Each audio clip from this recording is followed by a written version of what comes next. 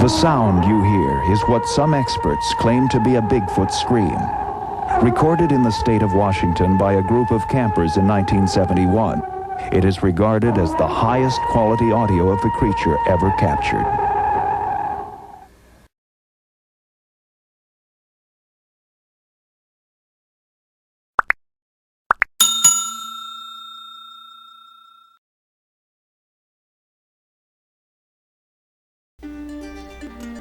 Hello! Welcome to Bigfoot Real Encounters. We're glad to have you stop by. We'd also like to take this time to invite you to share your encounter. You can send your stories to the email bfrealencounters@mail.com, where we will feature your story with all of the respect that it deserves. So send your stories in, bfrealencounters@mail.com. We look forward to hearing from you and your great stories soon.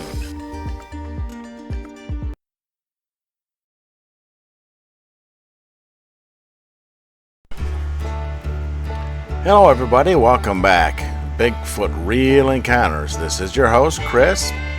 We're glad you clicked on this video. We'd also like to welcome any new viewers at this time.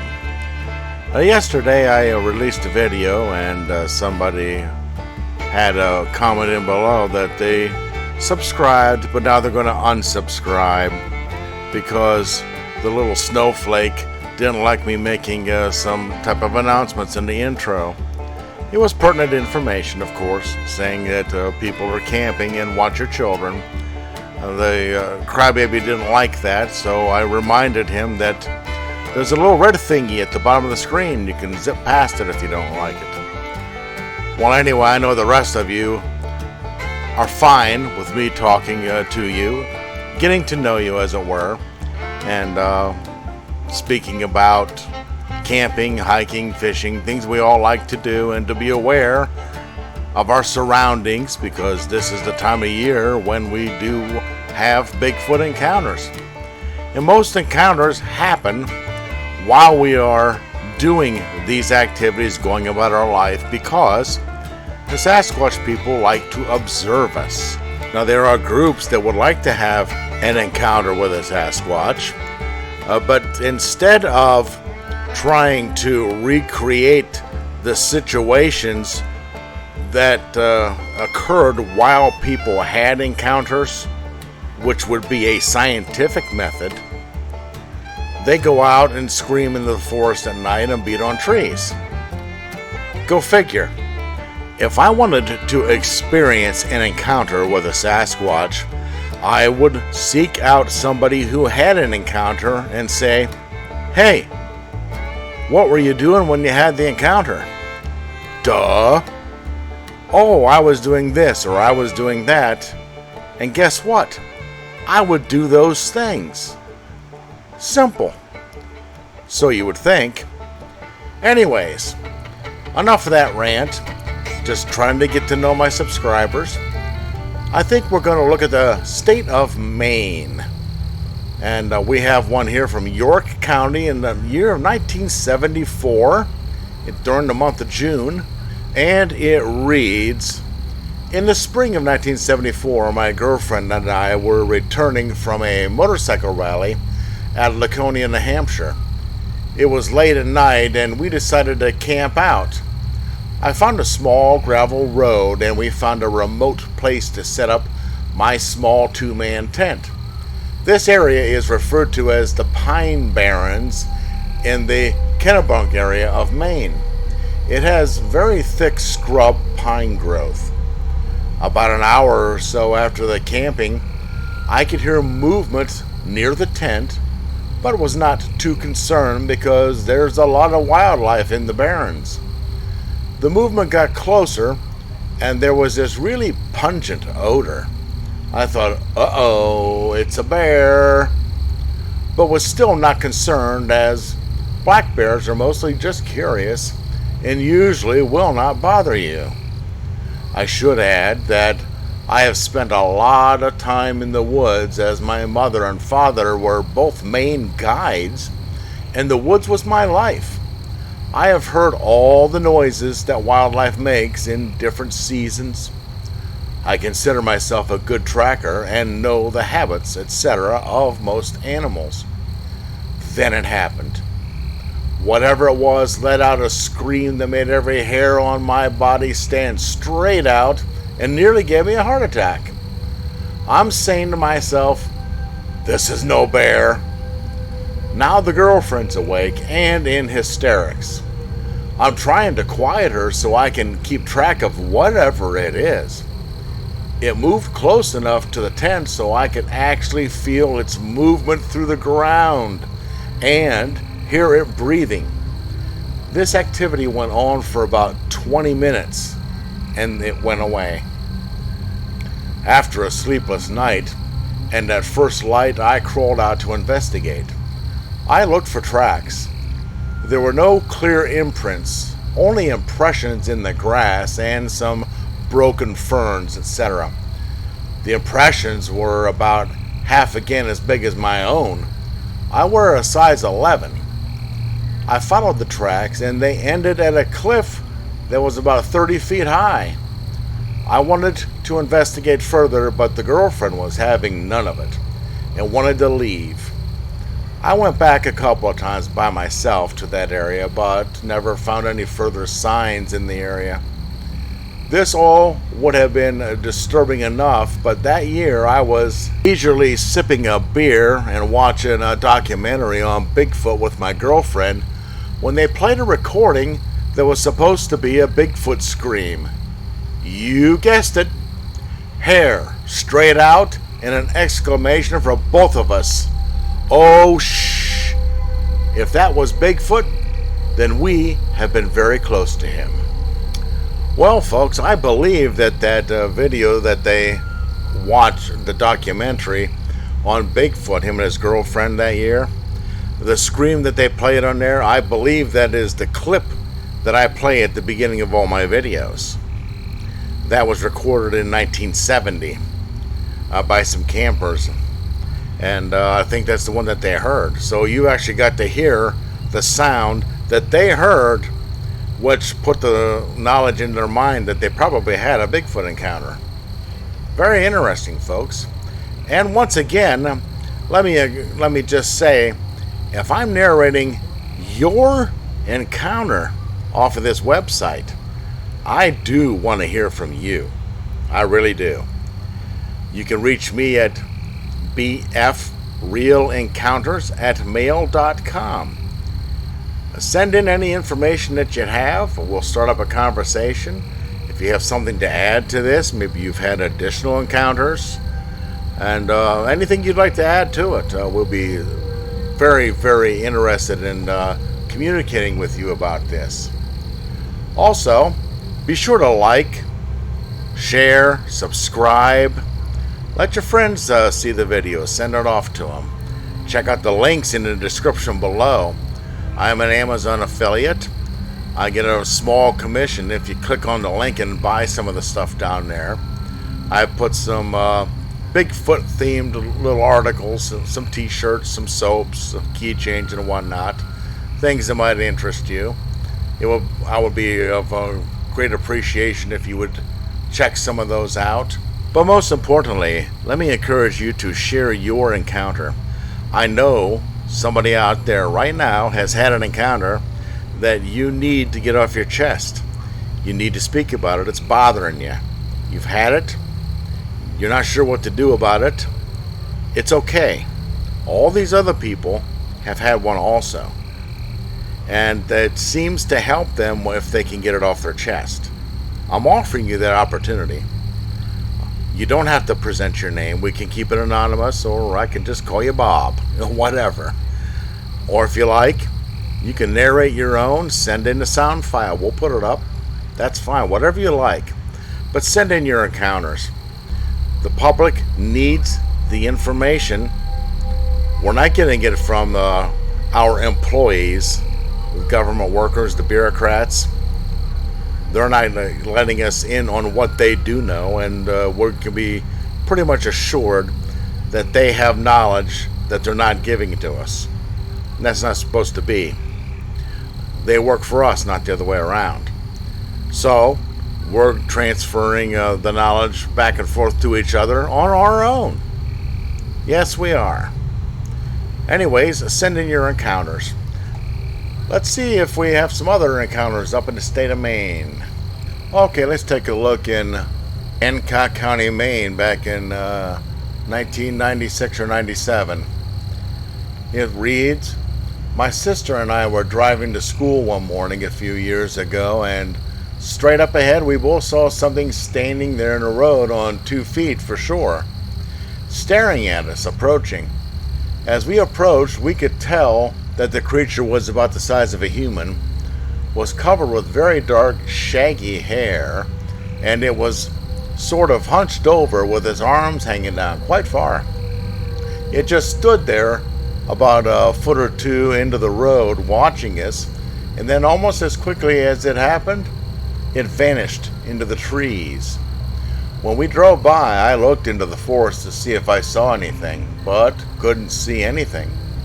We went to school and told a few friends, and then told our parents later that night. We didn't think to call the police or anything at the time, although I wish we had. When we tell people, they never believe us because most people don't believe in Bigfoot. I'm glad that this site is here so that someone might finally believe us. I know what we saw was real, and I know that it was not a bear. Bears are not shaped like humans and very rarely walk around on 2 feet. And there we have it, folks. People saw a Bigfoot and nobody believes them. Well, there's more than just this site now. If this is your story, I do want to hear from you, because now there are more options than just this site to tell your story and people will believe you. Now is one of the best times to come forward with your sightings, your encounters. More people are open to the encounters than ever before. And yes, this BFRO website led the way. It was the first website of its kind where that you could report what you saw. And now there are YouTube channels such as mine, such as Steve Isdaw's on The Facts by How to Hunt, such as Cam Buckner's on Dixie Cryptid, and others on Buckeye Bigfoot, Bigfoot Case Files. Scott Carpenter has a website, and many others that do the same type of thing. So you can bring your encounters forward without any fear of being ridiculed or not believed. And the fact that all these channels are out here doing the same thing, reading these encounters and emails from hundreds and thousands of people who have had very similar encounters just exactly like yours, and some of them in the very same area of yours, lends all the credibility that you need for you. And if others still want to make fun of you, refer them to my channel or any of the other channels that I just mentioned, and they can listen to these eyewitness accounts of people who don't know each other and unrelated all across this country and Canada and other parts of the world, and some in your own neighborhood who have had the same type of experiences going back into the 1970s and beyond. So therefore, you are not nuts, okay? You don't got to worry about that. Get your encounters out. Send them in. bfrealencounters@mail.com. We will treat you with respect. Wow. I guess this is going to go down as the day of the rant on YouTube. Well, I hope there's no snowflakes out there listening to this. Anyways, let's look in Piscataquis County, Maine, fall of 1970. This reads, I'm a PhD environmental psychologist working for Natick Labs in Massachusetts. In the fall of 1970, I was hunting on the east side of the lake, Long Pond, in Baxter State Forest with a friend of mine, a vet now in Ohio, a friend from Montana who's deceased, and another vet. One morning I hunted alone south of the lake when I encountered a strange musky smell in the woods, along with a foot-long black scat that looked human except for the extraordinary thickness and width. I also observed small scat that looked like a large pile of baby feces with white and yellow texture. As I proceeded on, I was confronted with the sound of thumping like a partridge on steroids drumming. The ground actually shook. The hair on my neck was raised and the pit of my stomach seemed suddenly queasy as the rotten smell got worse. Suddenly, a large dead tree came crashing down about 100 yards in front of me. This scared the crap out of me, as the woods were deathly quiet. No wind, no birds, etc. I returned to camp and was severely guffawed by the two vets. The one, however, agreed to accompany me the next day. We went further into the swampy woods, saw yesterday's scat, and he said whatever it was certainly big to push that dead tree down. We continued until the area became quite rocky with boulders larger than our heads on all sides. He said this doesn't look like a good place to be because something could jump us before we could react. Suddenly, we encountered the drumming and ground shaking again. This was followed by a huge rock, which flew over our heads and impacted on a hill to our left. Needless to say, we were both speechless, and my friend said whatever could throw a 50-pound rock 50 yards was not something he would care to encounter. Even though he had a 7mm mag and I had a 270, we both agreed to leave. It was quite evident that whatever we had ticked off was clearly warning us not to go further. We returned to camp, and my other two friends became believers. The hunt was a failure because there was no signs of deer or even moose in the area. We've enjoyed retelling this story to our kids and friends over the years because none of us had ever experienced anything like it in years of hunting in Maine, New Hampshire, Massachusetts, Montana, or Colorado. It was the scariest thing I have ever encountered in my hunting career. I've shot elk in Colorado, and this year my wife and I shot over 50 pheasants and 5 deer.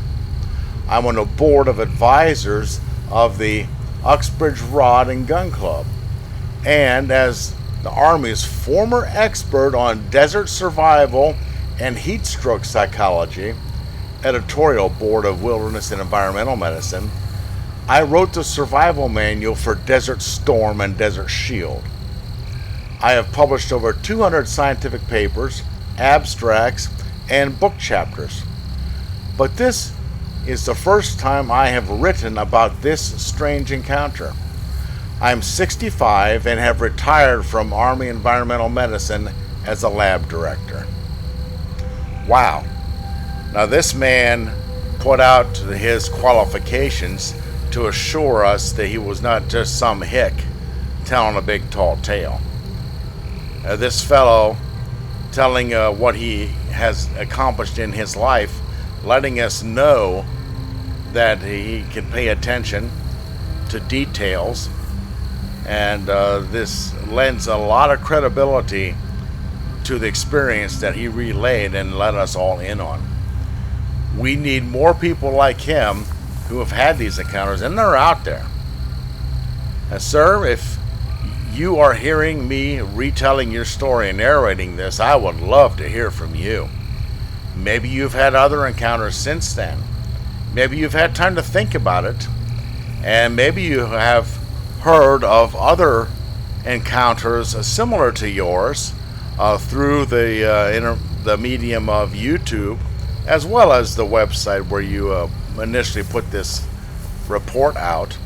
And maybe you have had time to think about it and have some other thoughts.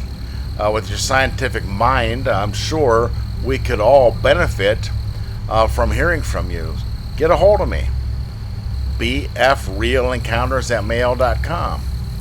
Well, I don't know if this person is able to watch this or even know about it, but if anybody knows of this person, he said he's retold this to friends and family over the years, maybe you know who it is. Send him a copy of this video. I would love to hear from him and from you if you've had an encounter. Share your encounter. Send it in to us. We'll tell it. We'll tell it like it is, how you want it to be told. Like, share, subscribe. Check out the links in the description below. Click the bell icon so you're notified of a new video when it comes out. Be safe as you're out there hunting, camping, fishing, trailing, mountain biking, etc. Enjoying your summer. And if I've talked too much about other things, snowflake, I'm sorry. Sorry, folks, I couldn't help it. I just have to put a little levity in there. It's just who I am. But anyways, we'll see you in the next video. Once again, another great story. Thanks for tuning in. Please share your encounter. Email us, bfrealencounters@mail.com. Your story is very important. We will treat it with the respect that it deserves. Also, be sure to smash the like button, share, and subscribe. Thanks once again. We look forward to hearing from you soon. Watch out for our next video. Maybe we'll feature yours. Have a great day.